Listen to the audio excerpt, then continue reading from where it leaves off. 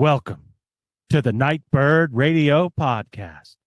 I'm Timothy Saylor, and I'm going to be your host this evening as we sound out the subconscious, navigate the nocturnal, and explore the farthest reaches of our experience.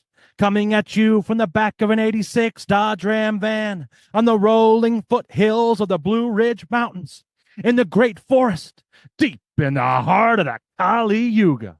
This is radio for the hauntological turn. And welcome back, Nightbirds. It's great to have you back, and it's great to be back.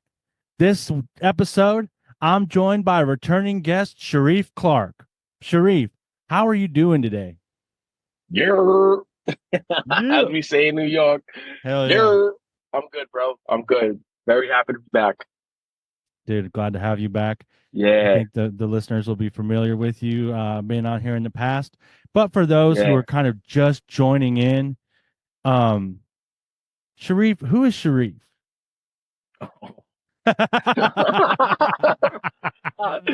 You don't have to do that. You don't have to do that if you don't want. Well, shit.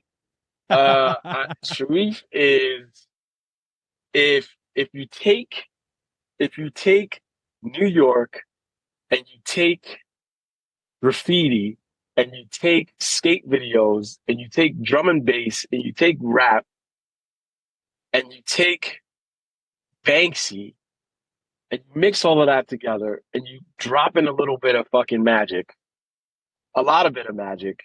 Hell yeah. And probably some other crazy shit. That's Shariyf. Nice, dude. That was a great answer, dude.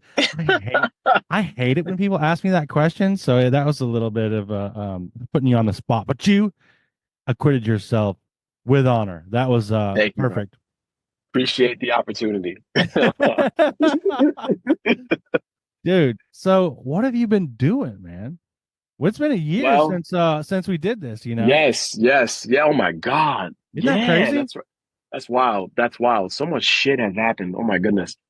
By the way, to everybody listening, I'm just gonna swear if that's cool with you, Tim. We're swearing, bro. Like it's good. That's this is gonna be like we're in the fucking barbershop talking shit. Yeah, exactly. Let's see. So over the last year, oh my God, so much is going on. Really, really, really been diving into the Picatrix Perfect Nature, which, you and I will talk about. We'll just rip off of one another since, the both of us, with that, like, we've both been experimenting with that because you brought that to my attention. And I was like, okay, well, for one thing, I'm kind of that friend that's like, if you bring it, I'm like, oh, I want to do this. Totally. And so no matter what it is, to the point where actually at this point in my magical career, I kind of have to be like, okay, am I fucking trying to collect Pokemon or do I really want to do this? Yeah. But at the same time, like we were just talking about before we hit record, like I'm a very experiential learner.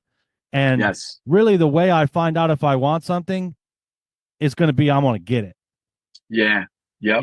Yep. It's funny actually. Like someone mentioned in a Discord conversation, they were like, I was doing a reading for him, an oracle reading for him, and it was like, everything is lining up for you to get what you want. Like everything is lining up, and they were like, man, I just got to figure out what I want. And my response to that was, what I want right now is good enough. I'll find out if I don't want it once I get it. And so that's how I feel about experience. So much to say. I'm kind of on a tangent here, but that's how I feel about experiential learning too. Is I really don't know if it's for me until I've done it. Like, don't knock it till you try it. Yes. So that's how I came to the Perfect Nature because you brought it up, and I was like, that looks awesome. I want to try that. Yeah, man. Yeah. First, just to riff off of that, I was actually thinking about this, before we jumped on. I also am very, very, very into the experiential approach to things. Like I'm very, my background is, personal development within a ontological and phenomenological context, So everything that I do comes from that world of having to experience things from the first person perspective and being able to speak from the first person perspective. It's like, you know, like the difference between playing GTA in third person mode and then shifting to first person shooter mode. You know what I mean? Like Yeah, totally, I dude. gotta be in first person shooter mode. And I'm right there with you. I appreciate being I like you know, I like play. I like to play. I really like playing and I like having playmates when it comes down to it. So I was super, super jazzed when you decided to, to jump into the perfect nature pool with me. Because then we can play, we can talk about our experiences, we can share, and that's like my moon is in Gemini, so that I like, I just like that jovial, like, hey, try this shit out. What do you think? What do you think? I don't know. What's happening with you? I love that shit. You know what I'm saying? And I think I can, and the experiencing things adds a level of depth and quality that, isn't really available from just like analyzing something without having gone through the process. Because there's certain shit that you can't talk about because it's not available until you do it. Dude, and talking about that's a great way to put it, man. Dude, talking about Gemini stuff, we're both Gemini people because I'm a Gemini rising. And That's I right. think we That's just right. kind of just figured this out. Like, oh shit, we Yeah, we both have did it. Gemini, Yeah. big Gemini Yeah. placements.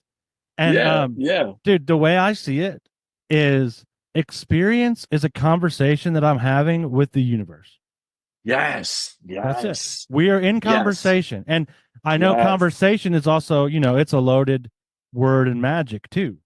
Mm-hmm. Mm-hmm. Yeah. Conversation. Yeah. No, I fucking love that, bro. I love that. It like, it connotates, I mean, the life is lifing at all times. You know what I'm saying? Whether we're engaged in, magical activity or not, um, so I just love what you said. Like you're engaged in a conversation with life. Yeah. That's like, there's an element of like intrigue and curiosity and wonder and adventure, you know, uh, from that perspective. So yeah, man, that's fucking dope. I love that. I And love that. to go on another side quest real Yeah. quick, that's why I love the PGM stuff. And I know you Oh, you hell yeah. you're into that stuff Yes. too. Yeah, Because yeah, yeah. it's like that's it mostly is just like okay, there's extra stuff I can do, but it's mostly just like talking to the forces, like and saying their names. Like, Yes. dude, I did that. This was brought to my attention by Jack Grail's excellent PGM course. If anyone is interested in PGM stuff, they should check that out. But Yep. uh there's a spell in there, where you basically like go to Hermes and are like, yo, Hermes, give me money. I know where you live. That really is like the essence of it. Like there's some Yep. Yep. heartfelt stuff too, like I am you Yep. and you are me and we are one and I am an image of you. But then it's also Yep. like, I know your city, I know your name.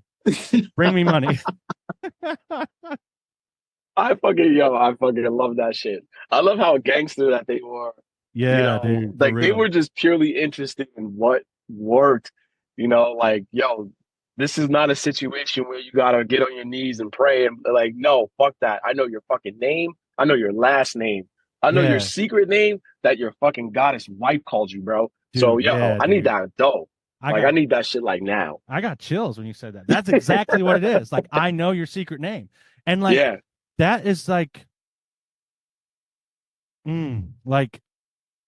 dude, I think that really puts us in the right, like that right size is the magician because I think Yeah. so often Yeah. we're like, we think of ourselves as a speck of shit that's like Oh, yeah. Totally. flying through a rock in the cosmos, which is like, true enough. But like, dude, the amazing thing about that is that you are this person that is able to speak reality into creation, like sing, Yes. sing the experience I want into my life. Like, Mm, what an amazing thing. And so, like, the PGM yeah. puts us on par with the gods, like because we have that Totally. power.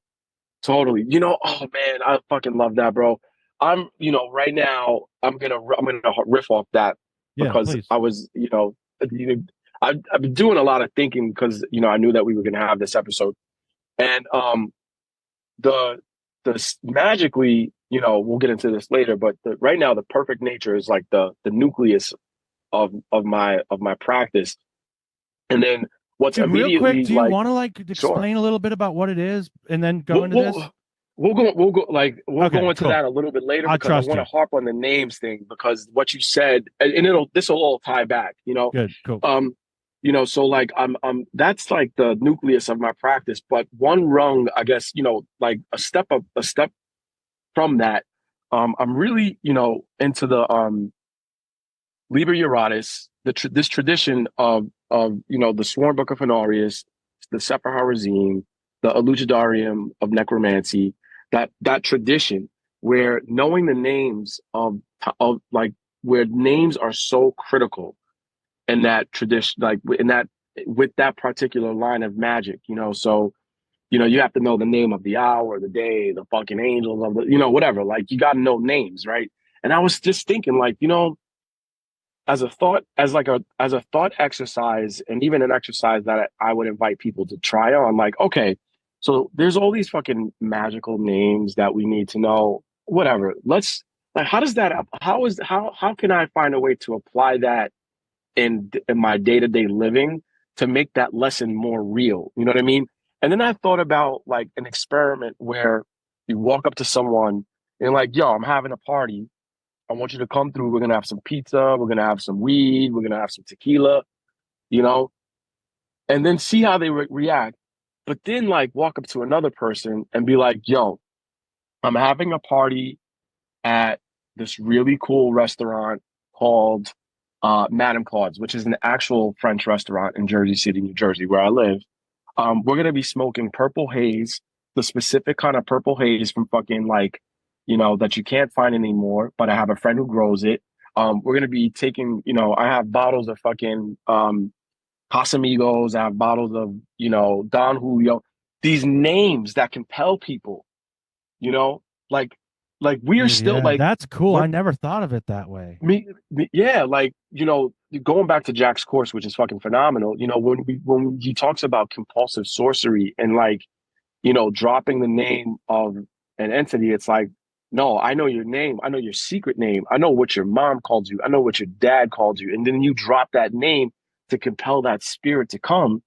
We do that all the time. Like, yo, just the other day, I was, I had to do something for work and I'm emailing this dude. It's a very simple task. I needed this guy to send me a screenshot of something. Emailed the dude. He doesn't reply. Emailed him a second time. He doesn't reply. The third time, I email him again. And And I this told him his time, true name. I probably should have went there. Yo, But dude, what your I wife did calls was, you Pookie, dude.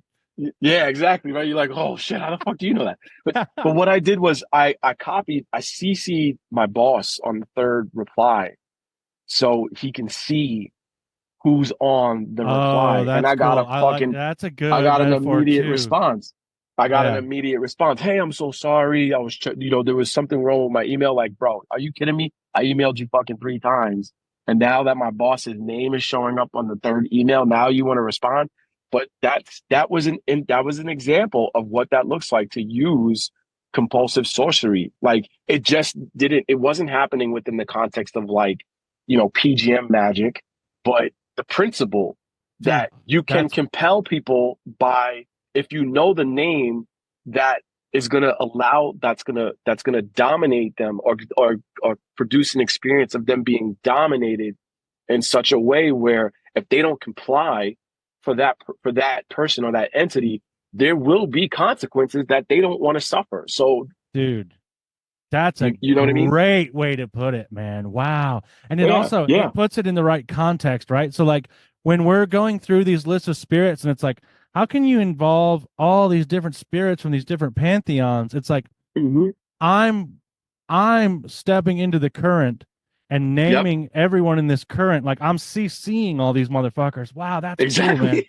Exactly. Like I CC'd Exactly. So Ion on this bitch, man. You know what I yeah, yeah, mean? Like, exactly. Yeah. So okay, so maybe you don't respond to that fucking person, or maybe you don't respond to that person, but now this person's on the yeah. chain and you gotta fucking respond to that person. So there you go. You know Hey, what I I mean? put And also, Abrasax on this bitch, man. Like you have yeah, to. I'm putting Abraxas, I'm putting fucking Aeon, I'm putting the Agatha Daemon, I'm putting fucking everybody, Celine, you know, Yeah. like, I think it's a valuable exercise for people to to find as many real life scenarios that validate the principle in the magic that they're doing, so that it's not weird. It's like you have to like, this goes back to what we were talking about experiencing stuff.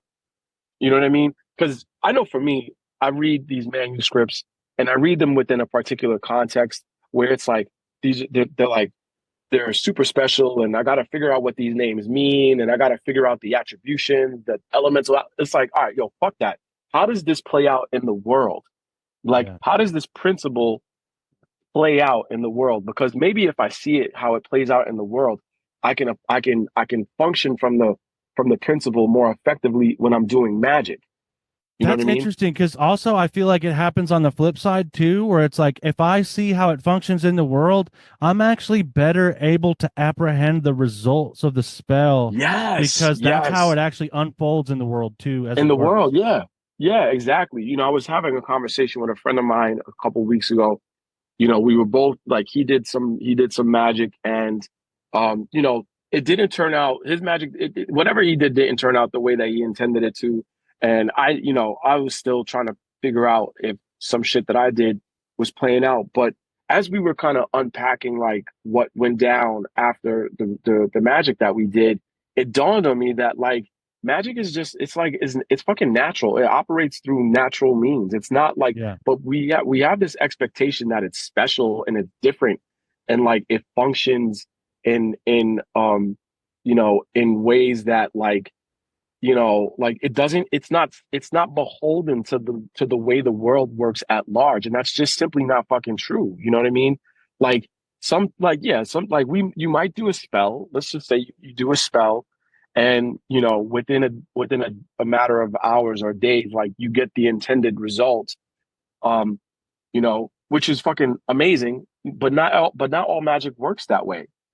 You know, it may just be that whatever it was that you did and the way that you did it, and like the situation that you were working on, like it had some way to come about and much faster than if you would have fucking did it some other way, like you put it in an air fryer instead of a goddamn grill. You know what I mean? Right. And you get what I'm saying? Like when I Yeah, say well air that's why fryer, I I mean liked like your recipe analogy that you used. I think like the first time you came on here yeah, was good for me too because it's like it's very simple and it's almost like it could just like you could look past it, but it's like it is a recipe. Like if you do these yeah, things, you get these yeah. results.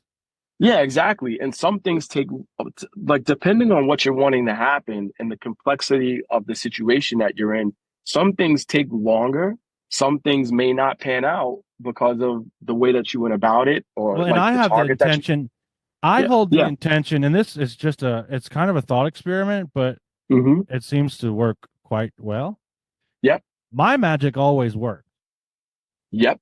I like that. I could stand That's it. there. That's it. And so at that point, it becomes a matter of how did this work, and also like it could be possible that I have crossed currents, and that I'm like it makes me actually have to look at it strategically, right? Because it's like, well, Yes. so if my magic worked, then what happened? Did I interfere with my own magic? Did I do two things that were in a Yes. cross currents with each Yes. other? Yes. I love that. I love that. You know, I love that because we can take the case. It's not that the magic didn't work. No, the magic worked, but there was something that we failed to see or failed to do, Yeah. or something or which then puts responsibility on the person doing the magic Yes. to become a match for the outcome. And Yeah, this I is like something that. else. This is something else that we talked about. Sometimes we're not willing to be like we're just not willing to be a match for the outcome. Like we want something for nothing, and magic does not work that way. It really doesn't. It just doesn't. It doesn't. Well, I don't want to say magic doesn't work that way, but like because because you exchange energy, you know what I mean? Like you exchange effort. So there's sweat equity put into the ritual, you Yeah. know. So it's not even like you can't even really say you're doing nothing, you know what I mean? Because you're putting in the sweat equity that Right. goes into to the preparation, the performance of the ritual, whatever. But you do have to be a match for what I you're have to asking for. provide the channels for it to work. And this is, Yes. Yeah. dude, so this is cool Yeah. because this is calling back to a conversation I just had with Ivy Bromius, which was Yeah. basically what happened with me was I was doing all this magic and I was on the road with the very narrow scope of how the stuff could work. So Yes. it felt like it wasn't working, dude. And Yeah. then Yeah. once I got home, it all just like hit. Yeah. And I think part of that is because of the perfect nature as well. Like I can't really separate these events because it's like it all kind of avalanches together. Definitely. But the perfect Yeah. nature doing that actually like kicked in a bunch of my magic that was just kind of floating Totally. and Totally. Yeah. waiting for a spot to strike. It was like a bunch of cobras. You know what I mean? Yeah. Yeah. Yeah. No, that's really good. And that's my experience of having done the perfect nature ritual and cultivating like a relationship with the perfect nature is that oftentimes I'm in the dark about stuff and shit's happening all around me. Yeah, dude, And totally. suddenly I'll get a revelation, like the blindfold's taken off, and then I can see what's going on around me in a way that I couldn't see before, which for me is a Yeah. hallmark. That's like a hallmark that of that Remove from me yeah, blindness and turpitude. blindness and turpitude. Yeah, exactly. Yeah, that shit. And I also lose sight of how literal that could fucking that shit plays out sometimes. You know. Dude, it almost Uh, it also makes me think of the headless right too. Sorry to interrupt you, but like yeah, sure. Yeah, no, so absolutely. like, Go right ahead. dude, so what does it mean to have sight in my feet? Mm. To me, I don't know what they meant originally. Dude, feel me? You feel me where I'm going with this? Yeah, I feel you. I feel you. I'm gonna pick Pick it up up. something Yep. that I think, yeah. So the whole concept of the perfect nature is that there's an aspect of the human being that exists in the celestial realm, in the heavenly realm, you know, which you know, and so the ritual is to sort of either awaken the awareness or inaugurate um, the growing awareness of our celestial, our innate celestial nature as human beings, you know. So having sight and if you can just imagine like a pole where the perfect nature as the divine double, like the twin exists uh in the heavens, in the celestial realm, and then the human personality is here in the terrestrial realm, and they're one. So having sight in the feet would be like the perfect nature's eyes are in heaven while the personality is here in the terrestrial realm. And if you just apply the body, like the model of the body to it, like the personality is here at the bottom. It's like where the feet are, you know. So I can see like having the sight in my feet, like calling down the celestial self into the terrestrial um uh mask cup we talked about earlier, you know, Yeah. like I don't just see what's happening in heaven. I see what's happening here in in the the sublunar realm as well, Yeah, where like my feet I'm are, able where to I'm standing. right, that's the feet. I'm the feet of the being, like I'm the lowest emanation of whatever that is. And I'm Yes, calling the sight of the highest being down here so that I can yes, see with that sight. yes, dude, that is fucking. I mean, goddamn, that is just incredible. And what just it's interesting too because one of the things that I've been I've been like working on developing like a way to talk about and the best format to talk about the perfect nature from the perspective of someone that is ongoingly doing the ritual and, paying attention to what unfolds and sharing, the growth and development as a you. One of the things that I've been struggling with is like a semi, aside from the ritual for the perfect nature itself, like a way to, like, something to do on a daily basis, that is a ritual that would deepen this connection. And I think the headless rite just might be it, given what you just shared. Oh, interesting. Because I've been doing the headless ride a lot. Yeah, man. I was doing, at one point I was doing it every day, Nice. and What I was that wasn't like? What really. was that like? It was intense, bro. It was intense. I was Yeah. doing that shit every day. I was doing the Yeah. headless rite. I was doing what is it? The Stelly. That's it's I think it's called the Stelly. That's good for everything. Uh, and there was one other thing that I was doing on a daily fucking basis, and I was, at that time, I just didn't have the awareness to see whatever was going, like, what the magical effects were. Yeah. Um, so I can't. I mean, immediate, like, I would always feel like I was drawing something down. That was a pretty consistent result. Like, something physical. It felt like I was, like, something physical would attach itself to my back, and my Oh, legs. interesting. Like my body would get heavier first. So it always felt like there was some sort of, like this light possession that would happen.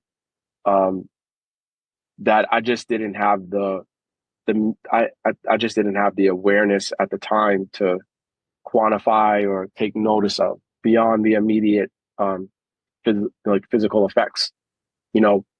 And I'm curious to see, like, what would come about doing this on a daily basis now. And I even see a way of, sort of, like, a way of sanctification, using it as a way of sanctification, and Dude, also that's using it. that's what Yeah, I do. It's like is yeah, it's kind of like my go-to cleansing now.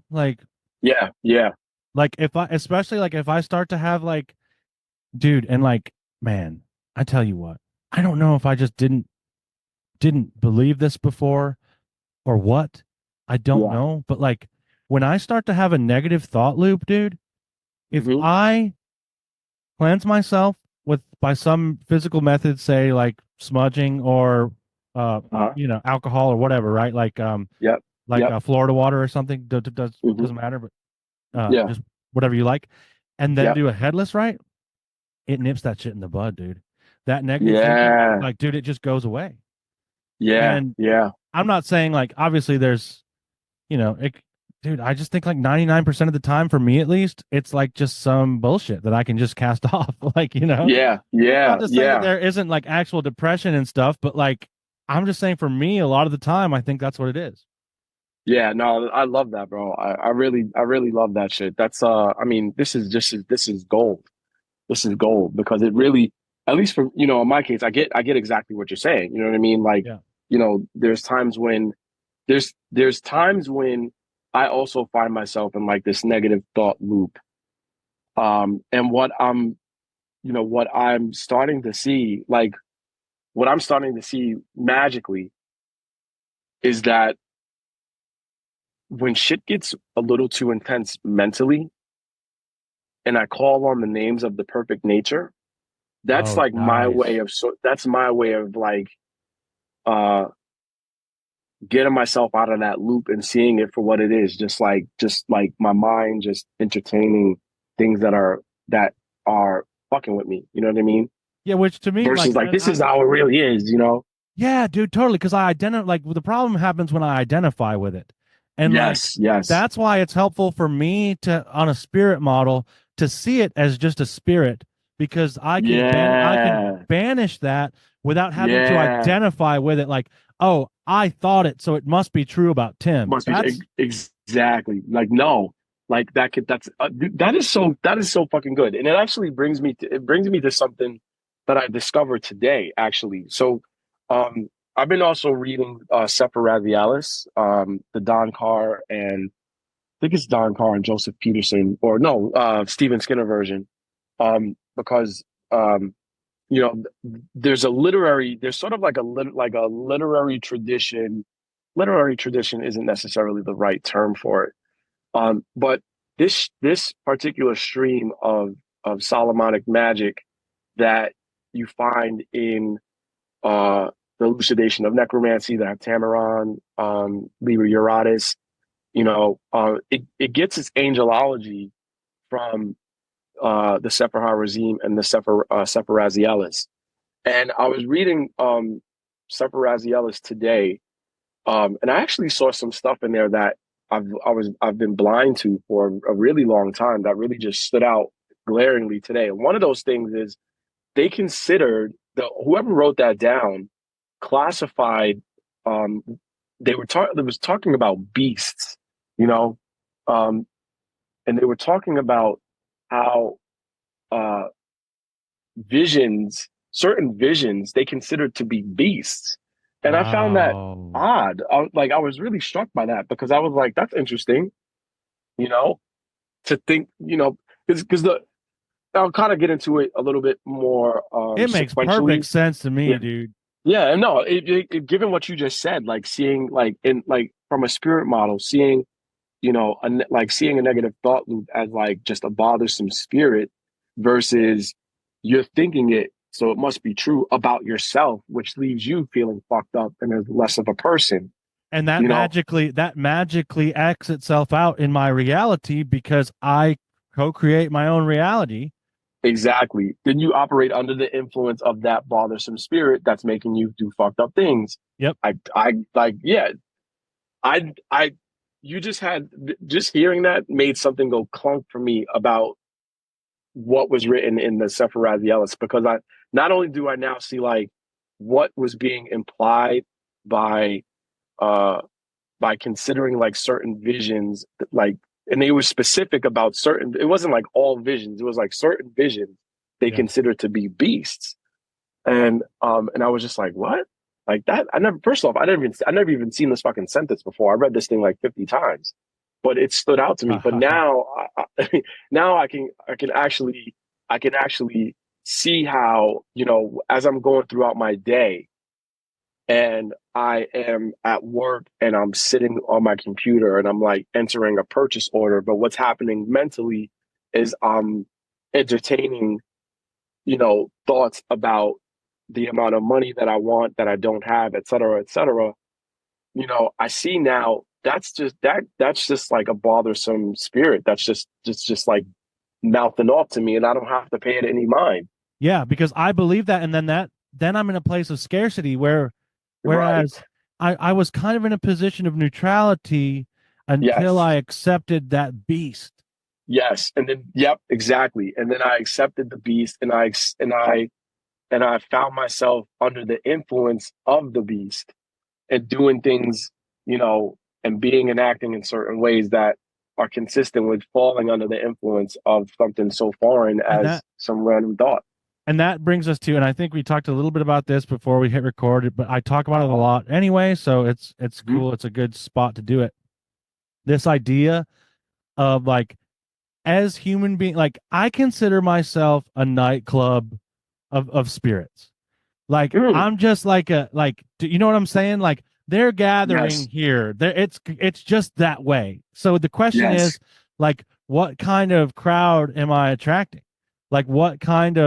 what kind of spirits come to hang out at my nightclub? And I love I that. I want the high end clientele, right? Like we'll Yeah. let a couple like, interesting characters in, right? But I don't need it to be like totally overrun, with people that aren't tipping, Right. like people that are destroying the Yeah. furniture and stuff. Like, so Wow. that idea of like, so I always talk about like being possessed by my highest self, but I think Yeah. there's a kind of a plurality going on. And I think the interesting thing about the perfect nature is that it's four spirits, Yeah. right? Yeah. Yeah. Yo, first off, just the fucking nightclub of spirits model is in like, I'm stealing that shit. Yeah, I steal it, dude. love It's that. it's open I source, love man. that. I I love think I got it from thanks. spirits. You know what I mean? So like, I love that. I love that. I really do love that because that is just first off, there's just it's so rich and I can't wait to start unpacking that with you, you know. Um Man, that is just crazy. I love that shit.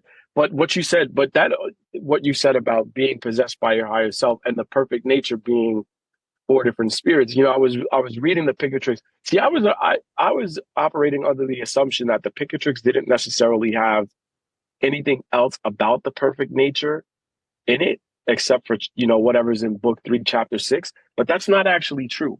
That's not true at all. It's just laid out.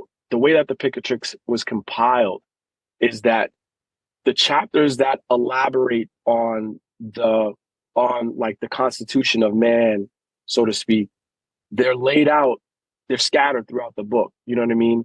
So I so something caught my eye a couple of days ago, and it was actually, I think it was book one. I think it was book one, chapter 6, that talks about it talks about it clarifies what is meant by the four spirits of the of the perfect nature. Not explicitly, it doesn't call them out by name. But when you read chapters book 3, chapter 6 of the Picatrix, and it talks about the perfect nature, and it talks about how the perfect nature is four spirits, three of them of which are not physical, and the fourth is physical. They aren't like spirits in the sense of like, let's just say like fucking Boone, Boone or Andromalius, that have personalities. What when they're talking about spirits, they're talking about a particular kind of force that Mm. that occupy that comes over the magician. You know what I mean? It's like they mean spirit in the way that it's defined um in the Is it like Kabbalah an by Ruah Neshama, like breath being something being breathed into you. And there's oh four interesting. different and there's four different states there's four different states that result when each of those spirits are present. One of those states is you know what to do in a situation where you didn't know what to do before. Like you can actually, like, you know what to do with your hands. You know the actions to take.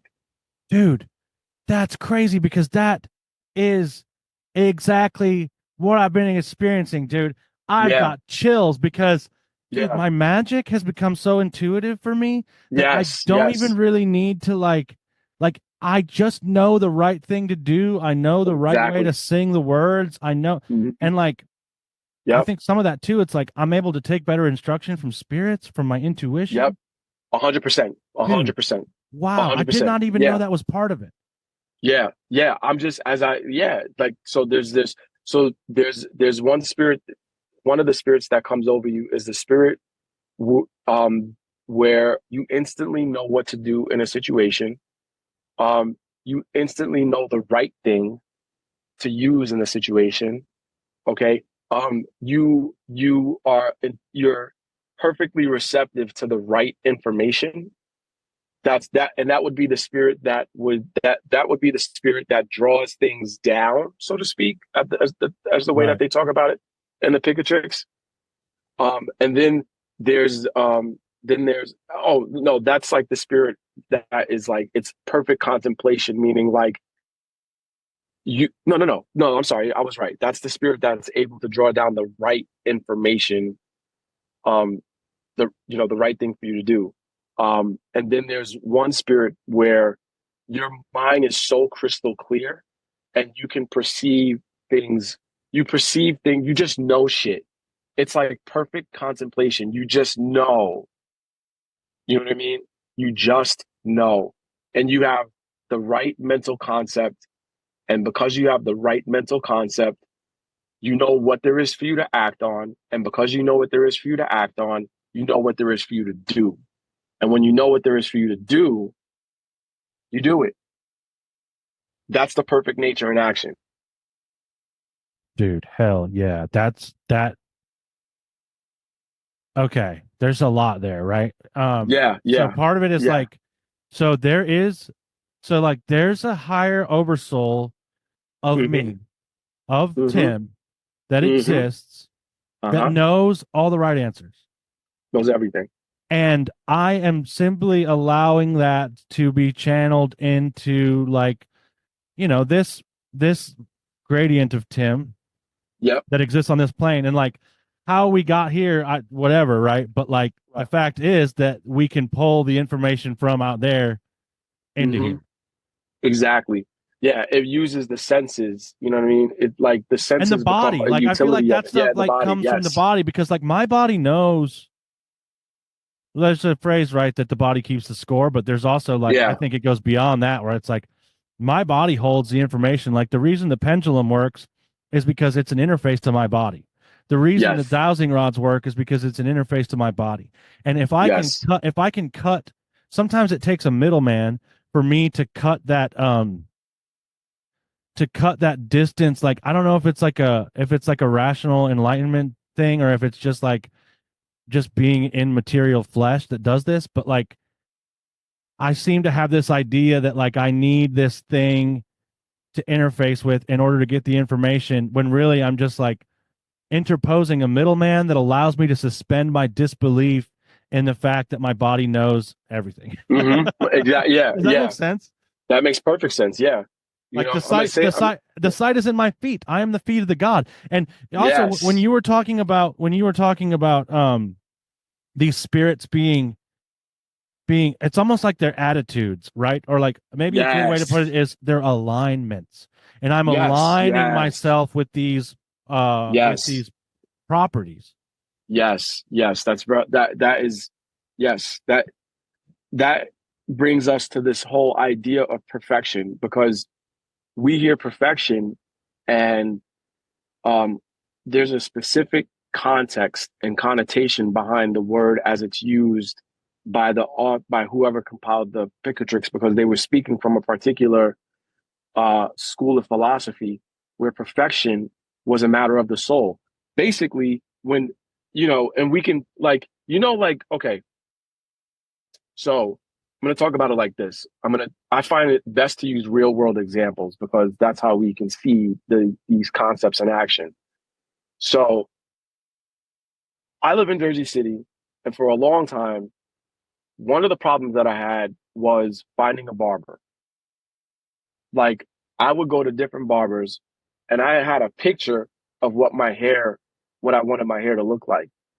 And every time I went to a different barber, it never matched the picture of my fucking hair, of what I wanted it to look like.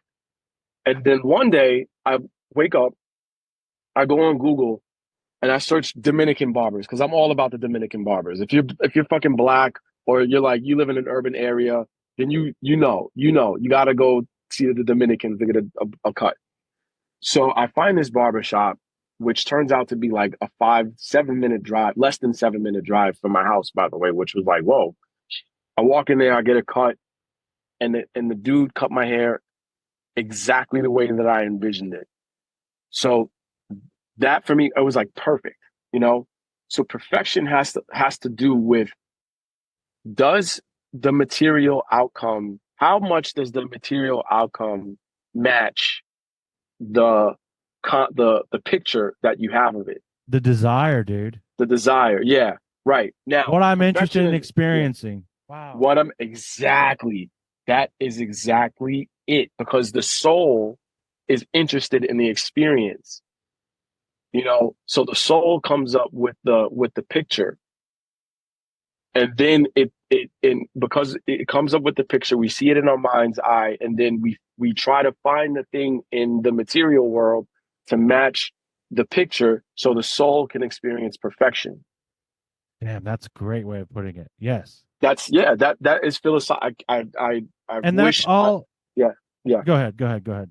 I was gonna say, I will, next time we have next time we do this, I will provide the source text where I read that concept. I think it was called Teleological Ethics. I don't remember the name of the author, but that's the way that they explained perfection. Well, it's also kind Perfection of, is a matter of the it soul. sounds Yeah. Platonist to me too, right? Yes, Like, it's very Platonist. Yes. and I'm sure Yes. that's an influence to whoever was, doing this work. Completely. Completely. Which is cool because So then it also kind of yeah, has a Gnostic current to it too, right? Like, it does. Yeah, absolutely. I don't think, I mean, I don't want to make this assumption, but I'm going to say this. I personally was unaware of how much the Platonic metaphysics um, play a role in magic, Oh, dude. especially the magic of the Picatrix.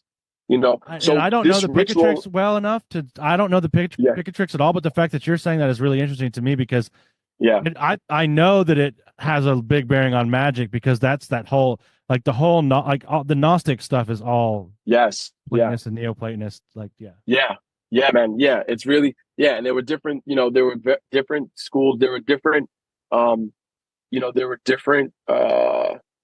Let's, how do I say this?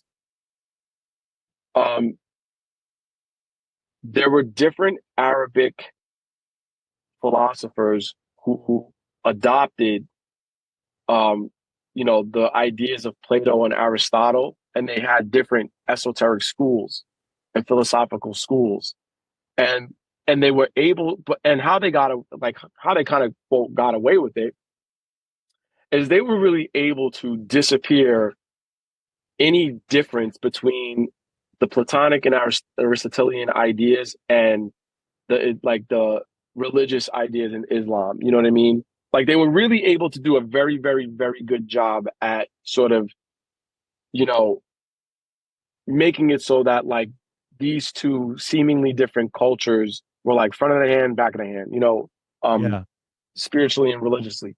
Um, but also that gave them the necessary room to talk about magic in terms that weren't so explicit unless you were taught, you know. So I'm also learning a lot about the Picatrix myself. You know, I got inspired to do the perfect nature ritual because I found myself wanting to master astrology. That's what drew me to the Picatrix. And I was like, fuck, it's the Picatrix. You know, I'd like to make lunar mansion talismans. I'd like to make astrological talismans, but I don't know astrology like that. So I put myself in the Nightlight Astrology Year One Hellenistic Astrology course, so I can learn Hellenistic astrology and get a foundation in that. hell yeah, shout out. Um, yeah, shout out to Nightlight. Um, and then from there, I was looking through the Picatrix and I just stumbled upon book 3, chapter 6, and it talked about the perfect nature, and it had like a really simple ritual to do. And so I did the ritual, and then I shared it with somebody else before I did it, and they did it before me. But you know, Chris Massey, you know, shout out Chris Massey, because they were really, you know, they were very instrumental in motivating me to keep my word to do the ritual, and they did the legwork to get the materials and stuff, and they did the ritual, and they started to share their experiences, and then I did the ritual, and then I shared it with you, and blah blah blah, you know. um uh so so I kind of stayed within that chapter of the Picatrix. I never really explored much else other than that. And it just so happened that the other day, as I was preparing for this episode, I was scrolling through the Picatrix for some reason. I don't even remember why. Um, and I stumbled upon book 1, chapter 6, and it talks about the philosopher, kind of gives an account of what is meant by philosopher, and it gives an account of the constitution of the human. And, you know, and the bottom line is, and they were trying to illustrate that there's a portion of the human that lives in the celestial realm, the heavens, and there's a portion of the human being that lives in the physical realm, you know. And so once I came across that, I was like, oh, that is explaining, it's kind of elaborating on the way that the perfect nature was described in book 3, Yeah, chapter that's an 6. important piece of the metaphysics, right? Because that's like Yeah, what yeah, we've been talking about. exactly. Yeah. So here we have, so it's laying out the metaphysical framework. Now, if you don't, well, I didn't understand it as such until after doing the perfect nature ritual But a the few cool thing times over is the that it course of a works. year. It works It anyway, dude. works like a fucking charm, bro. Like you don't even need to know the Picatrix, Like, dude, and I you know don't need to know the history of pizza to make a you pizza. don't. I just got to do the recipe. Exactly. You just got to do the recipe. Now, it's Exactly. gonna Just do help. it. It's gonna help, and it's gonna add depth, and it's gonna do like. Yeah. And eventually, if I make a good pizza, I'm gonna want to know. But like the cool thing Exactly. is, just like I can jump in You can just jump right in. It's honestly, for me, it's the perfect ritual. Anybody who is intimidated by their lack of astrological knowledge, or they're just intimidated by what it will take for them to pick up the Picatrix and use it, should absolutely start with the fucking perfect nature. You don't have to know shit about the Picatrix. You don't got to know shit about astrology, really. The only thing is you need to be able to do is track where the moon is at and make sure it's at 0 degrees Aries and just do the ritual that is in book 3, chapter 6. And then pay attention to what happens afterwards. Do it a couple times, and take notes and share it. And if you know someone who would be down to do it too, get them to do it, when they can, and then talk to that person and share what opens up. Because dude, talk to us about it. Talk to us about it. Fucking let us fucking know. You know what I mean? That would be great. It'd be awesome if people listen to this and they're like, fuck yeah, I'm going to do this shit. And they start giving feedback about it, because I personally, because I'm invested in this ritual, I'm invested in people knowing about it. And I'm invested in like other people's experiences out of sheer curiosity. And out of like, hey, this really worked for me. I'm curious to see what it's going to do for you. I would love for people to try this shit and get in and let you know what's happening, get some feedback, because it's a very short, easy to do, inexpensive ritual that is super impactful. Like the amount of things that it touches and improves is astounding. It definitely made my magic better, my ability to do magic better, the way I understand magic. It fucking, I was stuck, I told you this, Tim, I was stuck trying to do the Sworn Book of Honorius, conjuration of the 7 aerial kings. I was stuck trying to figure out how to do that shit in my apartment for almost 2 years. And then after I did the perfect nature ritual, it came to me in an instant. I was getting ready for work one day, and I looked in my living room, and it was almost like, how like Apple has those like Apple Vision like glasses that just look fucking stupid as fuck. Yeah. But they have like augmented reality. It was like I saw like this augmented reality of my living room, and I saw exactly how to set up, how to get the circle in there and what I needed to do. And then it would still take like another year and a half before I actually did the thing, partly because I just overthink it. I overthought it. You got Virgo largely going on too, don't you? Yeah, exactly. I've been analyzing the shit out of things. Me too. Yeah. But anyway, I ended up doing it. And it was cool. But it started with the perfect nature, and yeah. That just reminds me of what you were saying about knowing the right way to about it. One of the spirits giving you the the right thing to do in the situation. You know the right tools to use. Like, yep. Damn, yeah. Yeah. The way I think the way that it's talked about in the Picatrix is, it's like the spirit of it. One of them is like the spirit of things, and so that I interpret that as like, that's the whole, okay, I need to use a hammer instead of a screwdriver to get this thing done. You know what I mean? Yeah. Like, it's the spirit of things. So you immediately perceive the right object, And that's interesting magically, because there's different avenues I can take for stuff, right? Like I can petition a spirit. I can use a sigil. I can threaten a spirit. I can, I can use sympathetic magic. I can craft like a fetish or some sort of bag, like there's all these things I can do, and it's going to help me know the right path to go. Yeah, exactly. Yeah, totally. So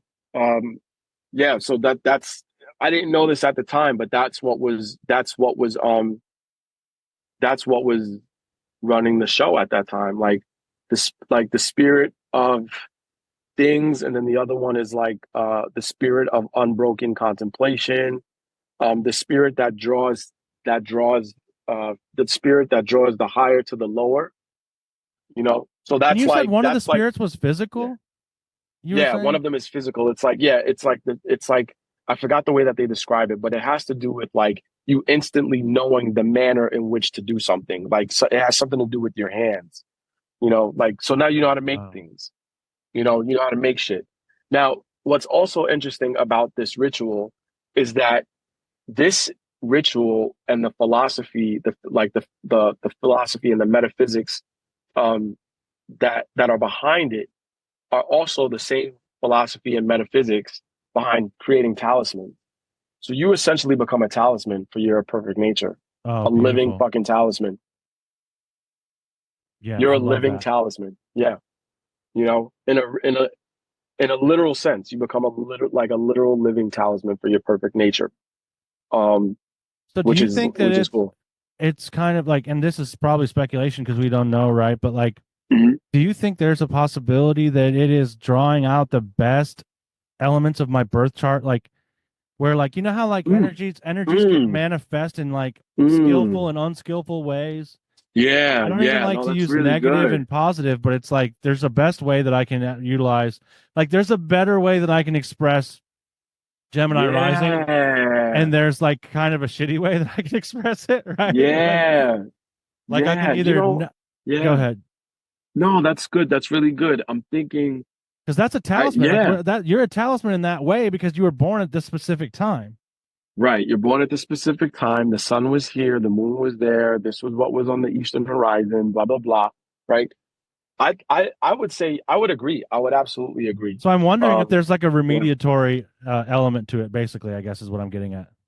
I If think if I honestly remediatory is think a word, yeah, remediative. if, I think I like remediatory. Yeah, I actually I personally think that just doing just having the connection with the I think having the connection with the perfect nature itself is remediatory. I think it remediates yeah, your bad fate. yeah. Totally. I think it really does. I think it remediates your bad fate, or it kind of puts you in line with your good fate. Yeah, Now that doesn't necessarily mean that having good fate doesn't equate to having circumstances that you like. right. That's important. It doesn't mean you have preferable circumstances, because there might be some shit that that you need to like work through in order to actualize or align yourself with the good fate. Yeah, and I need to And act that shit out, dude. Like if I have you a got to act it out. Yeah. like, dude, if I'm able to intuitively handle situations that used to baffle me, Uh-huh. sometimes a situation will baffle me, and Right. I have to embody the energy of now intuitively handling it in a way that I wasn't able to do before, right? Like, because otherwise, Exactly. like, there wouldn't be any point. And so I think Exactly. that's kind of Exactly. like, so like you're saying, like, it's not like everything is always going to go the way I want. No, Right. because that's never going to happen. The thing It's is, yeah. I'm going to be able to handle things not going the way that I want in a way Right. that's going to lead towards my highest good, right? Exactly. And exactly. And this is also two things that just came to me. The first thing is those situations that where you are stumped and you have to do something that you don't know how to do, or you have to navigate a situation you're not sure how to navigate. Those situations provide the best opportunity for the spirit of unbroken contemplation to come through, you Yes. know, because in once you're able to contemplate on either the nature of the problem, you set up the condition for the other spirit draws things from the higher to the lower to come in and then give you the download that you need. And then once you receive the download, you'll know exactly what to do, and you'll know exactly how to go about things and what to use, you know? And then your soul grows. Your soul then has the experience of knowledge.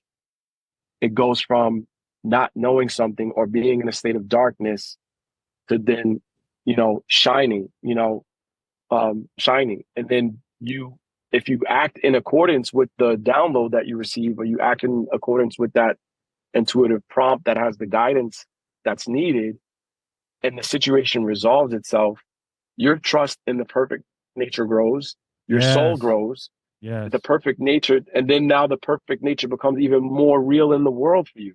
Yeah, I love that. That's a great way to put it. Yeah, the experience of having it work. Yeah, exactly. And the soul just wants the experience. You know what I mean? Now, and this goes back to like what I was saying about the from the book Teleological Ethics, how they distinguish perfection and perfection and imperfection are matters of the soul, because things are going to match up with the image that the soul is holding, or they're not. You know, if they match up, great, it's perfect. If they don't match up, imperfect. Okay. Now, pain and pleasure are how that plays out in the physical realm. Mm. You know, so the soul has an image that it wants to experience something. Okay, so it gives the image to the mind, and then the mind mobilizes the body. You know what I mean? Or the we take action. Okay. Yeah. Now, the more action we take, that results in life experiences that bring us further away from that image, increases imperfection and increases suffering and pain. Yeah. And then the more that we take action that is in line with the picture, increases increases the experience of perfection, which then increases the experience of pleasure. Mm. That's how that, Perfect. so within that model of the perfect nature, where the soul is looking to experience its perfection, perfection not necessarily meaning something, it doesn't mean like there's no blemishes or whatever, you know what I mean? It's like something's gotten perfected. Like the haircut matches the way that I see it. My hair looks like, or like I'm the meal came out exactly the way I imagined it It's coming just out. right, right? It's It's just just right. fucking right. It's just fucking right. Which is cool because it kind of Perfect. places it on a gradient. Like, Yes, yes, yes. Which is different for everyone because we all have different standards and stuff, right? So right. yeah, but you're right. It does place it on a gradient. And It it's definitely just places it it on a hits gradient. that Yeah. right spot. Like, and I think that, we're all here to experience different things. You know what I mean? So Yeah, yeah, exactly. maybe Exactly. yeah, I don't know. I don't know where I was You going, know, but yes, no, exactly. no, I got exactly what you said. And I was thinking about this earlier for the call. Um, I was thinking about, I said, I saw, I did the Liber Uratus ritual. It was fucking mad long. It was very intense. It was like 2.5 hours of 3 days of like 3 days of 2.5 hours of like praying and ritual and blah blah blah. The kings did not show themselves. Did spirits show up in my living room? Yes, definitely spirits showed up in my living room. I couldn't see them. I could feel them. And there were different changes in the physical environment, lights flickering, which was pretty cool. Hell Like yeah. like the day where I had to call all of the spirits, I called them all, and the moment I started calling them, like the light in my living room got dimmer, even though I didn't touch the dim, like, I didn't touch the light switches or anything, but the Yeah. light got significantly dimmer. It looked like somebody threw like a blanket over the light in the living room, and it just made it darker. I love Um, stuff like that, man. yeah, That's the best. yeah. But I was thinking about my petition, which was like, it was like a 4-part, super fucking complex petition written like a fucking credit card contract. Low introductory Like APR. low introductory APR. You know, uh, by creditor we mean this. Like it was Yeah. just like, it was like a law contract, bro. Hell yeah. And then today what came to me was, maybe, okay, so maybe I didn't see the spirits that I was calling. So in that regard, and from the standard of Solomonic magic, which the goal is to get the spirits to appear, the spirits that you're calling to appear, I failed in that matter. I'm okay with that. I wasn't expecting it. It was my first try. It was my first time doing it. However, I do sense that given what I asked for, there have been attempts to fulfill on the petition. But the way that the petition was worded was so fucking narrow that it didn't necessarily, and it was narrow and it was vague and ambiguous at the same time. And what came to me was, okay, do this again. If I do this, when I do this operation again, or if I do something else, and I'm writing a petition, petition for the experience that I'm looking for. Don't petition for the solution to the problem, but petition to like the Yeah. experience The that experience. Yeah. had, yeah, you know what I mean? Like Dude, that petition for lines up that. with a lot of stuff. That lines up with Neville Goddard Hmm. kind of stuff, like New Thought kind of stuff.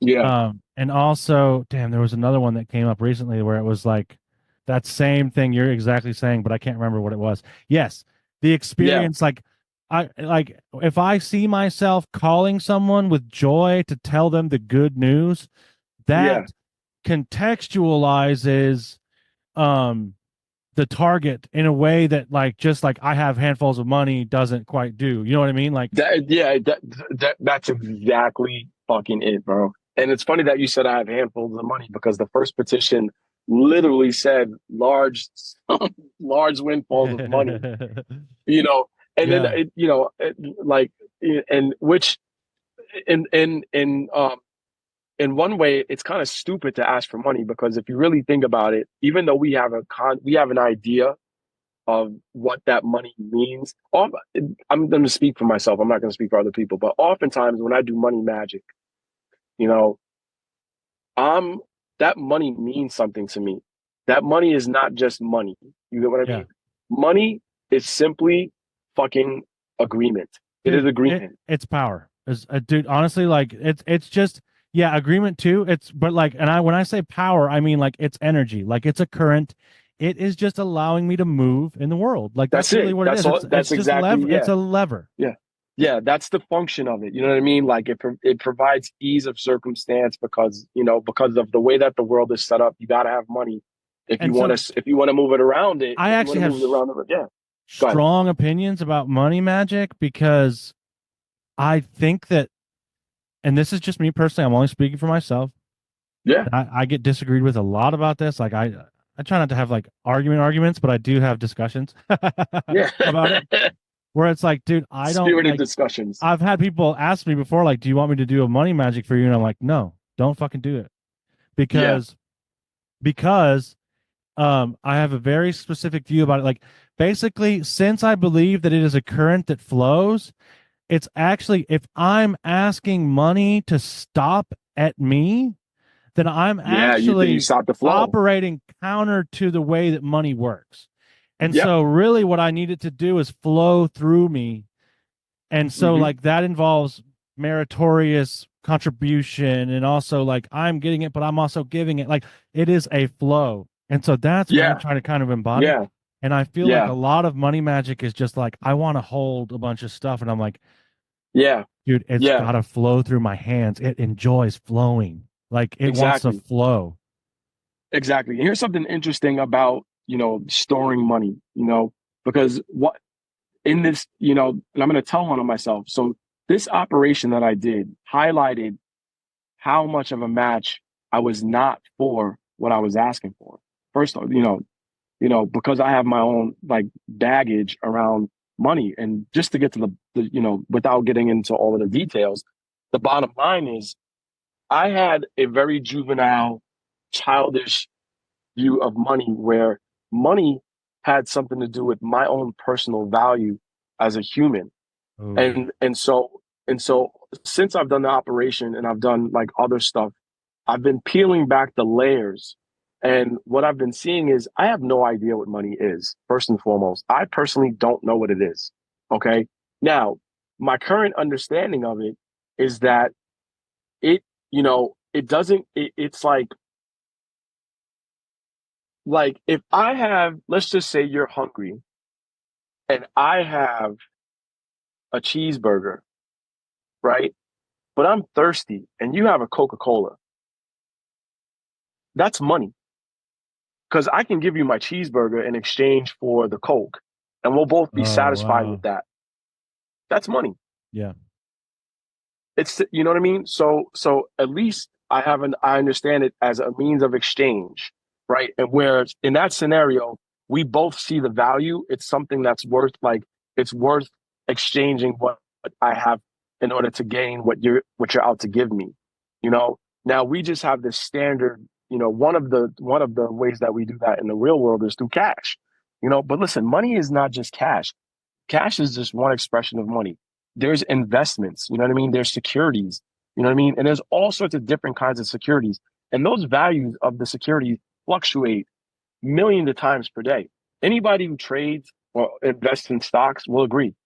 Okay, the value of money, I used to think that the value of money is static. It's not. The value of a dollar today can be one thing, and tomorrow, not even in an hour from now, what time is it? It's That's why it's 3:43. Mercury, dude. That's why it's Mercury. Exactly. It's constantly fluctuating because because we've set up certain rules and certain agreements that give money its value. So money is in essence, it really is just agreements. Yeah, it's a It conversation really too. is it's conversational, it's agreements, and it's concepts. It's conceptual. So to ask a spirit to bring money is just like, you know, good luck. Good luck. Good luck if Yeah. you get the spirit that has the same concept of money as you. You know what I mean? Good luck to you. Maybe you will, maybe you won't. Who cares?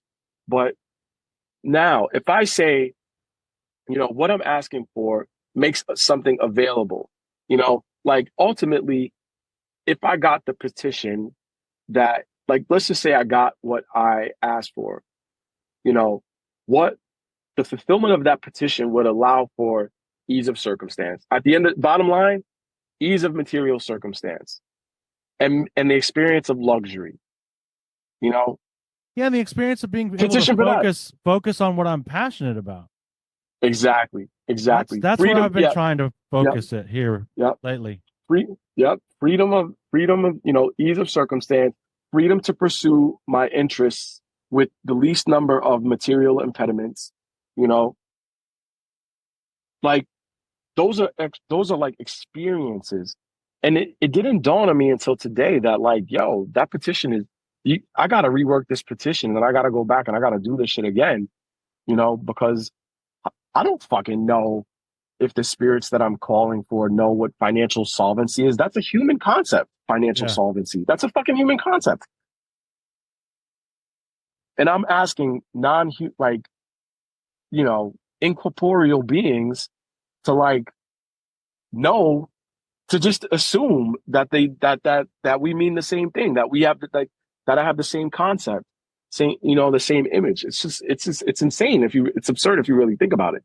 I'm right now getting the absurdity of of doing money magic in that way. Don't do money magic, bro. Yeah, it's Do like magic, for experiences, and ask for particular particular experiences that may or may not require money.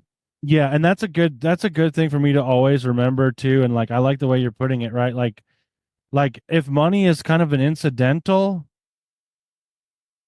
that makes more sense, right? Because it's like the universe and the spirits are going to conspire.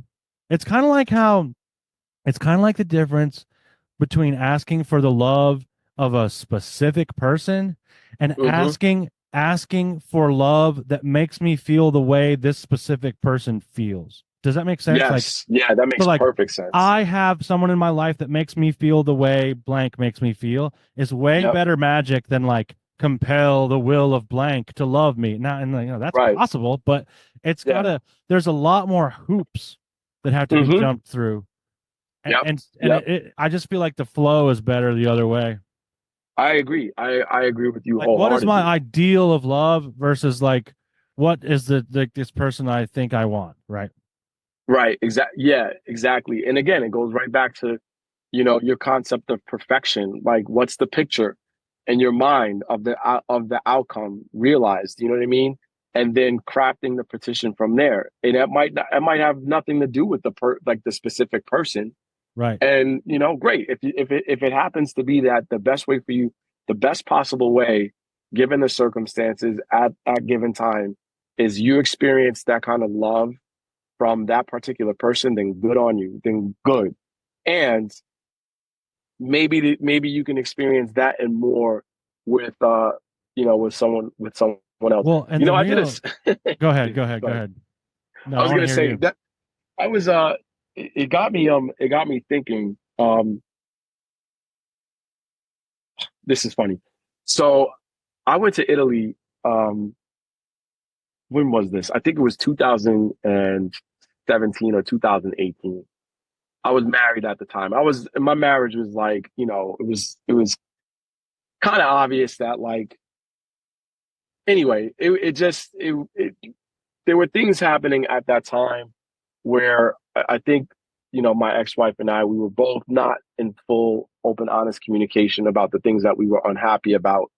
And we never got to a place where we actually really worked it out in dialogue in a way that supported the marriage, and then eventually we divorced. But I remember doing a sigil for a particular kind of relationship. And that wouldn't materialize until years later, you know. Um, so, and I remember like it was open and it was specific. It was specific and open ended enough to like convey that I was looking for a particular, like, I wanted to experience a particular kind of relationship, but I didn't limit it to a person. Right. So I'm just kind of like, it just dawned on me that sometimes I underestimate the power of sigil magic, That stuff because works. yeah, that shit works, and that shit might not work for like years, but it'll come to pass, and then you'll look back and you're like, oh shit, I did a sigil for this, Yeah. you Yeah. know. So anyway, I'm having a moment right now where I'm just like, oh shit, Yeah. that shit came to fruition. Hell It yeah. came to pass, and it was done according, like it was done in a way that you and I are talking about it right now, where the petition was not centered around, and it did, like, the results weren't dependent on, and they didn't center around a specific person. They were specific enough, to limit certain things, and open ended enough so that I could experience what I was wanting to experience. Hell yeah. You know, whether I was aware of that at the time or not, you know, Yeah. but whatever it was that compelled me to turn to sigil magic, regardless of what the circumstances was, there was something that I was yearning for, and I was able to magic it into existence. Dude, it's interesting, man, because like sometimes I wonder if magic isn't just like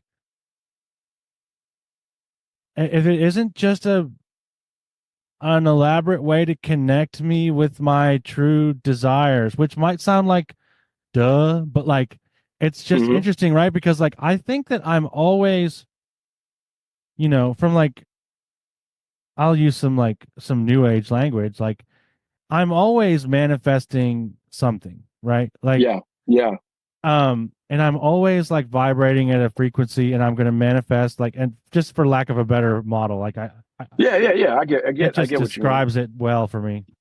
Yeah, um like I'm going to attract things into my life that match what I'm doing, right? Is a right, good way to right. put it. Like I think Yep. resonance is a good Resonance. Yep. image, right? Yep. Mhm. Matt Boisvert kind of expressed that to me, like, no, it's better than attraction, it's resonance. I'm like, oh yeah, okay, that I dig that. But anyway, so I dig that too. I'm gonna riff on that after you finish sharing. please. And so Yeah. I think that an interesting thing is that I'm always doing that. Hmm. It's always happening. I'm always kind of manifesting the experience that I'm interested in having. But what magic does is it almost like it just cuts out a lot of the noise and allows me to really get in touch with what I want Yep. so that I can even more clearly express that to the universe, and in doing that the channel becomes clear for it to come to me, right? And so like Right. it's like perfection comes again.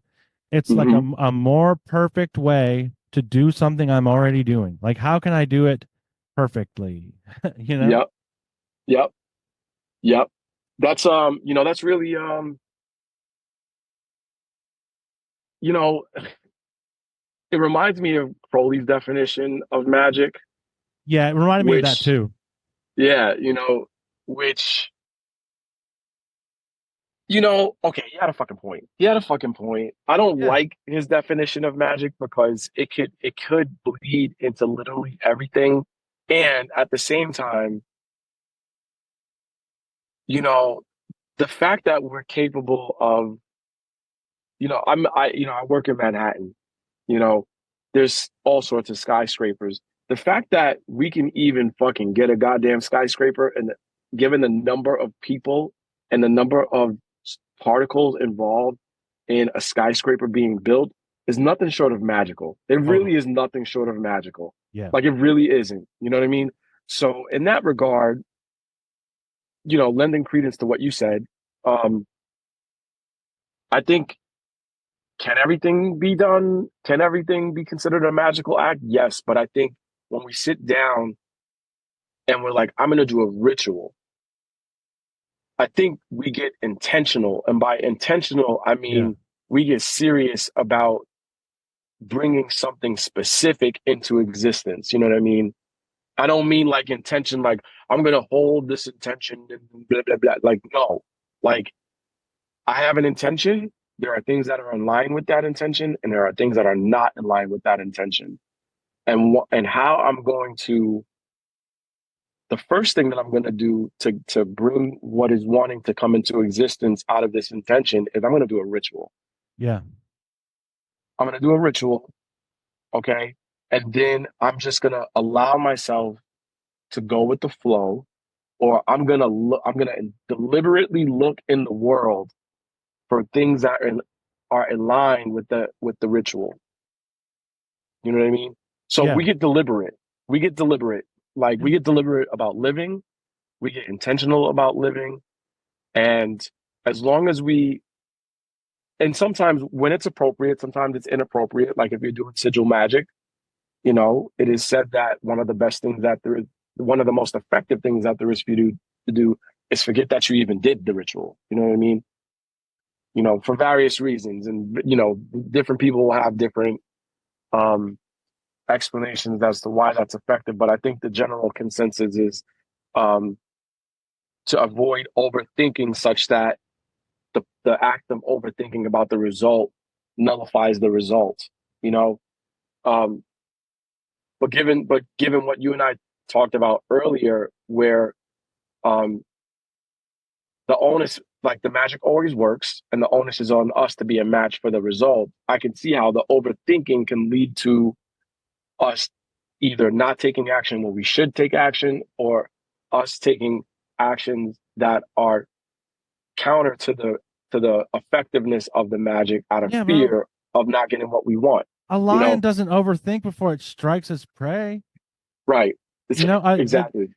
or if like, dude, if I have something, I, in a way, I am it, Yeah. and so I don't overthink about it.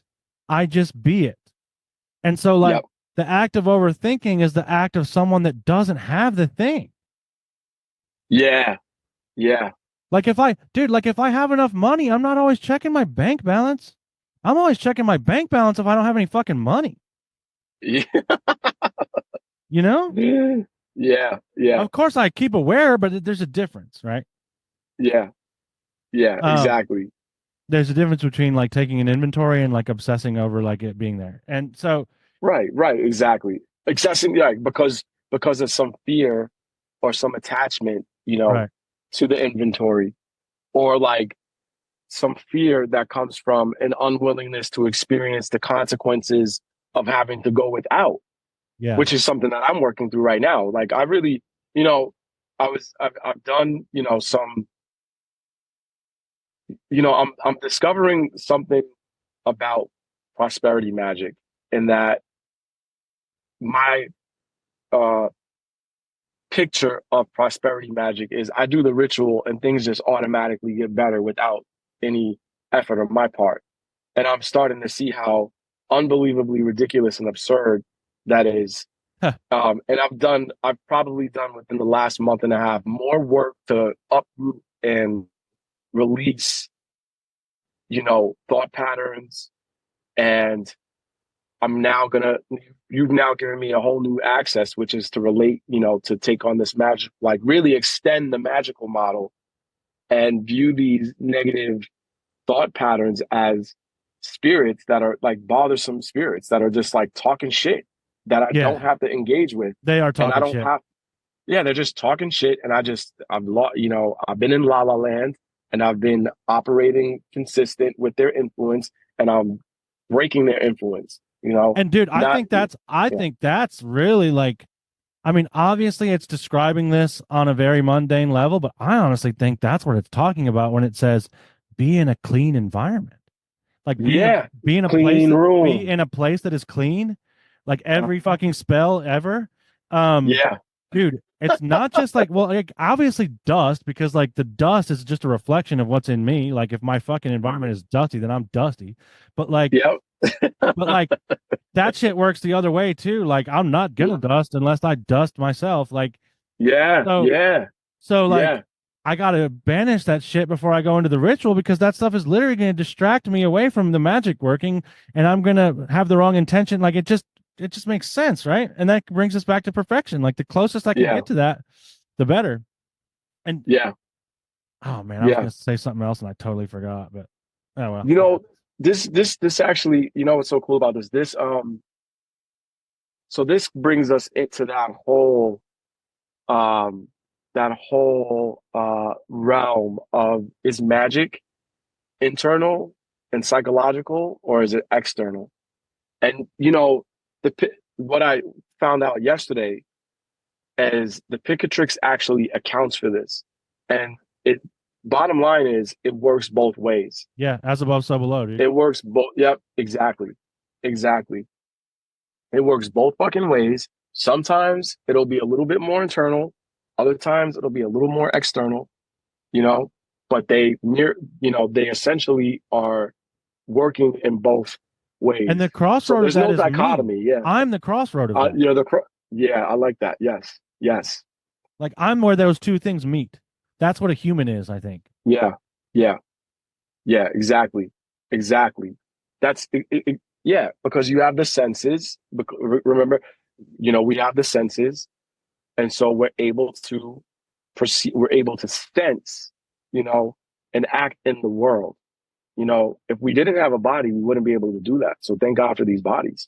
Yeah, and there's a reason that spirits are interested in working with us. Like, yeah, we can actually affect change in the world. And so that comes to like what you're talking about like, okay, yeah, this is actually what I was going to say. So that works perfectly.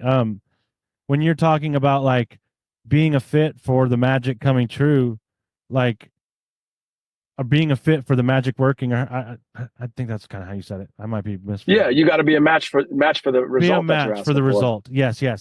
So one of my things is like, well, I want this podcast to, like, I want to be able to earn a living doing this podcast. Like, this is what I love to do, and I want this to support my lifestyle. Yep. And so it's funny, right? Because my reaction to that magic has not been like, sit back and let it flow in, baby. It has been, okay, now I make 2 episodes a week. Yeah. So instead of just doing one, I do twice as much. Yeah. And that's the answer, right? Like it's not even like, oh, you got to work harder. It's like, no, I just that's actually what I see other successful people doing.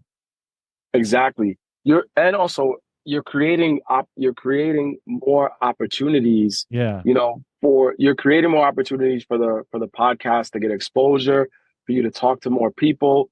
I like monetizing this in a way where you can make a living off it. Might come out of an interview with somebody. It might come out of like a pre-conversation that you have with the guest. Right. And now you create something, and you sell it. It takes off. You might get some, whatever. You might throw a fucking Patreon and just, ask for patrons and whatever, I have no idea. Yeah, you have no clue, but you're creating the opportunities. That's the important thing about it. Yeah. Versus like you did the magic and you're not doing anything different, but expecting things to be different. That's been my problem for so long in my life, was that exactly. Yeah, me too. Me too. Listen, me too. I like a few weeks ago, let's see, a few weeks ago, I also day trade. I trade futures, in addition to my day job, I day trade, you know, a day trade.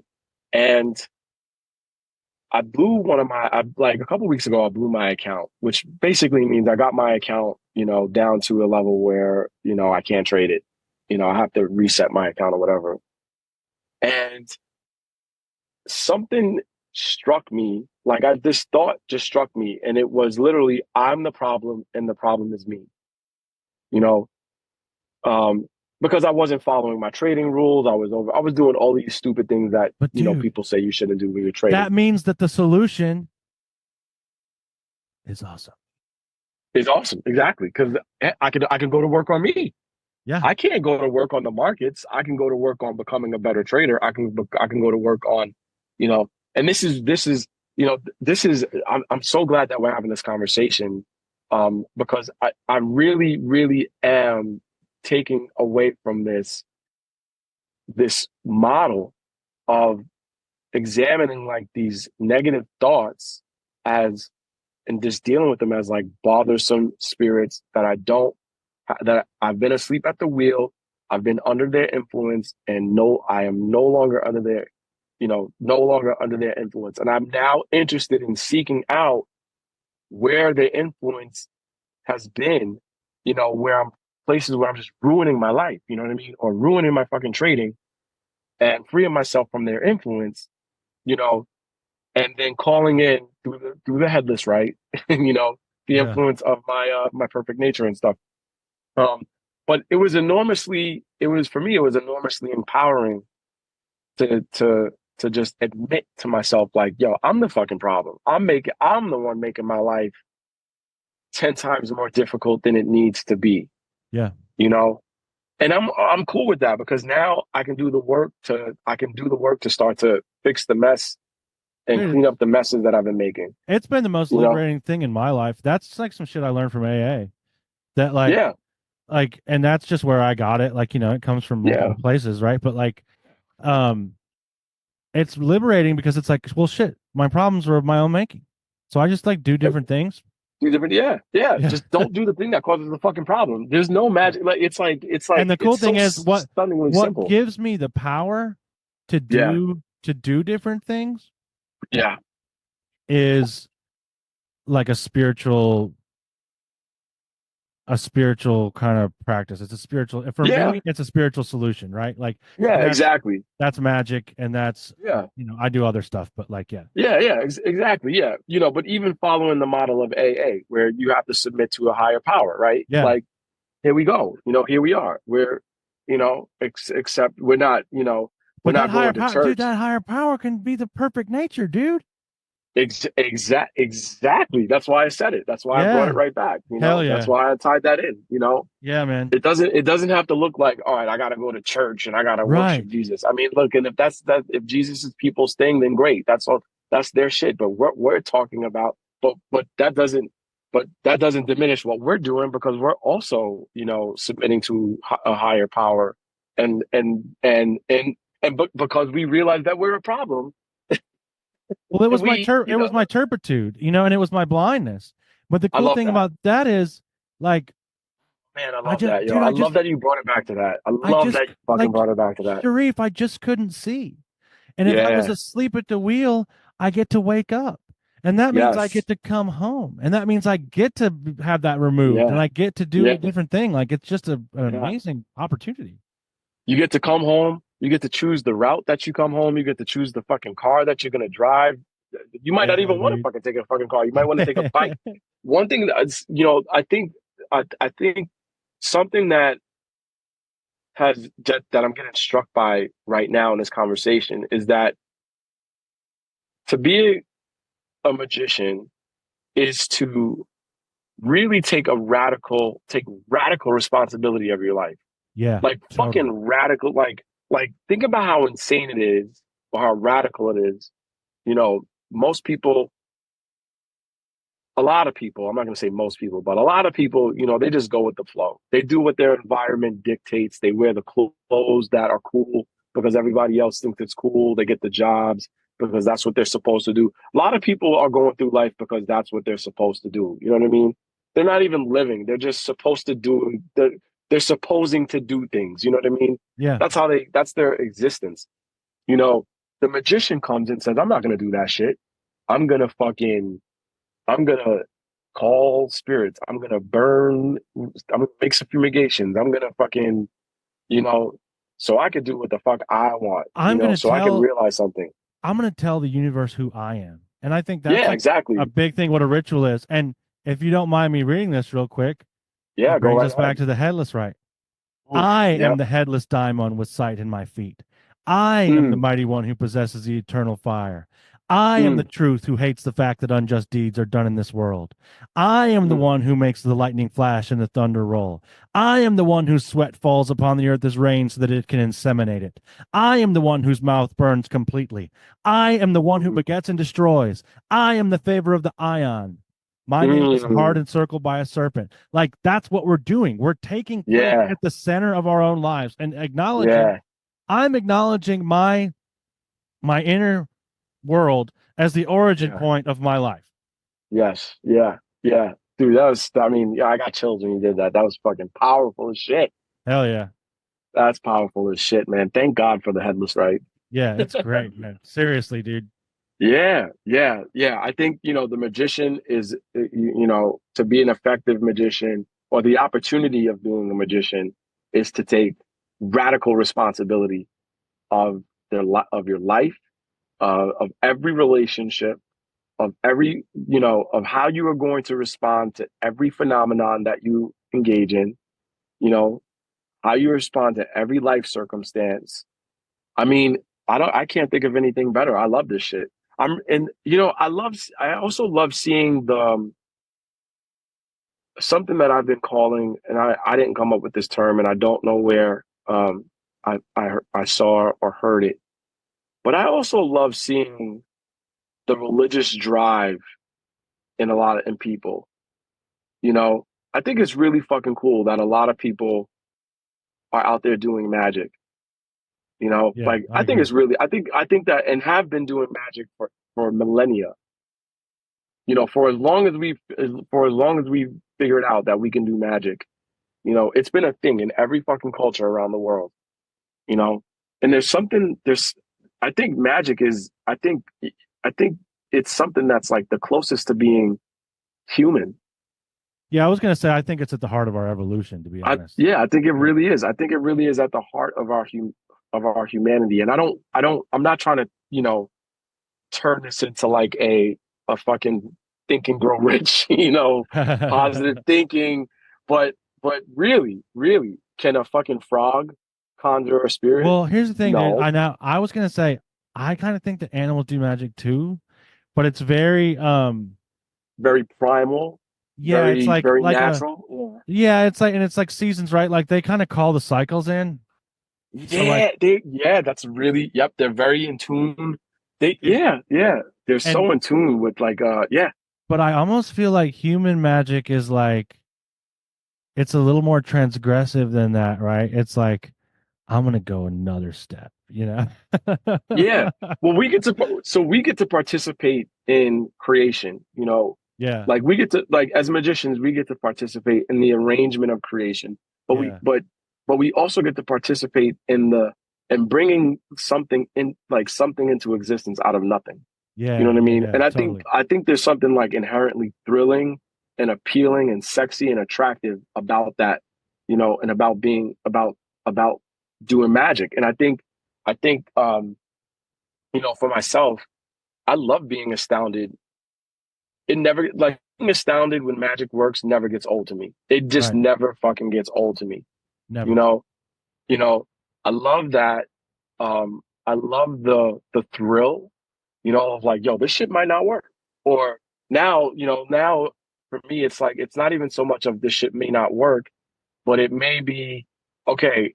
I might not get the intended result, but but something's gonna happen. I'm gonna get some feedback, and I'm gonna engage with that feedback, and I'm gonna engage with it from the perspective of an event, like of going on an adventure. An You know, adventure is the best way to put it. Because I was gonna say, dude, My favorite feeling, I think, is that feeling when you just realize that you went like through the looking glass, where it's like, oh, we're in the shit now. Like that's, Yeah, you know yeah. what I Shit's mean? yeah, yeah, Like you yeah, just stepped into it. yeah, yeah. The shit just got real. You know what I Yeah. mean? Shit just got real. I love that Yeah, feeling. man. I'm like a fiend for that feeling, dude. Yeah. I was watching this movie called The Green Knight. Oh, it's Um, awesome, man. It's really it's a good. good, such a good movie, right?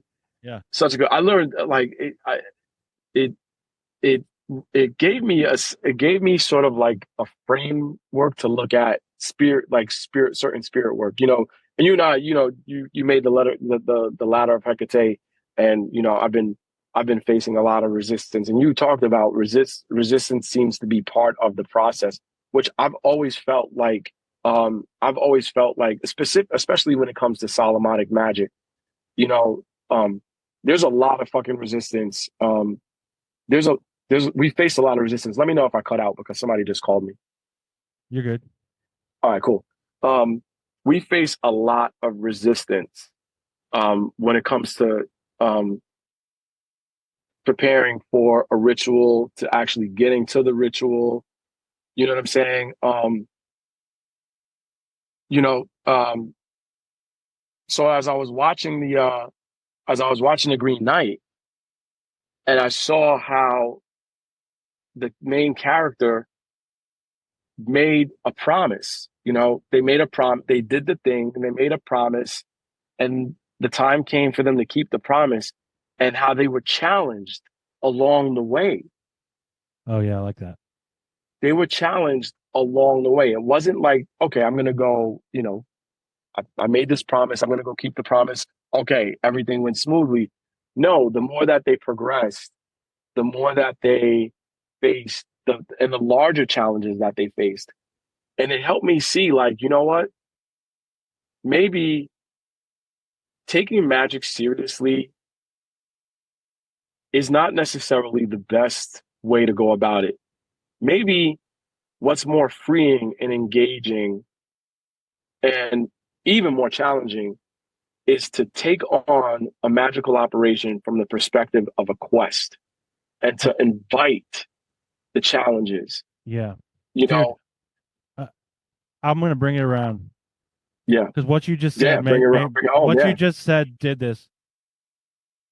What if the blindness and the turpitude are those challenges Mm, on the quest towards the perfect nature? Like those things actually mm, allow the perfect nature, because like what we were talking about before, like I'm actually have a relationship with the perfect nature. If that blindness arises and then that turpitude arises, I'm able to call that perfect handle nature it. into my Yeah, life to have a yeah, relationship with it. yeah.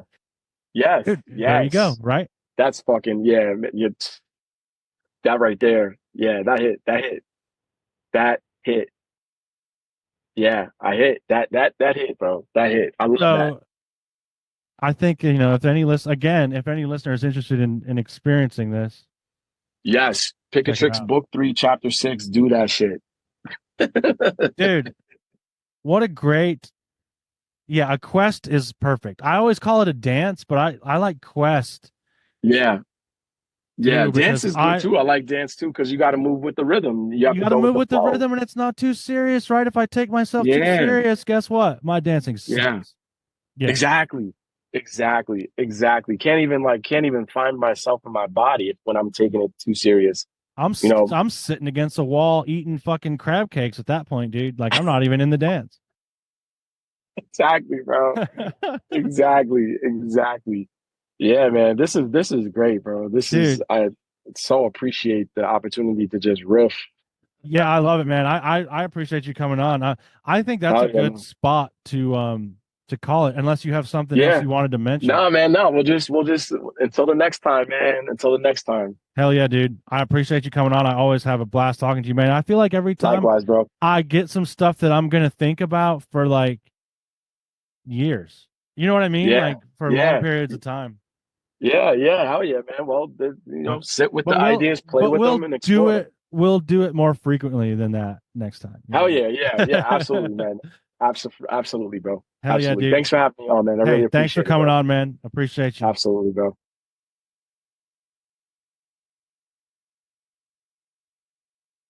Do you experience weird shit? Do your parents not like to tell their friends about what you do in the woods? Do you make more friends in a graveyard than you do at a party populated by living humans? Do you have interactions with beings that are not strictly considered human? Do other people look at you like you're crazy when you mention talking to trees in casual conversation? If you fist pumped or even just answered yes to any of these questions, you may be a nightbird. So let's sing together. If you'd like to come on the show and flap your gums with me, share your stories, or just talk about the malleable nature of reality for a while, then send me an email at tim@nightbirdpodcast.com.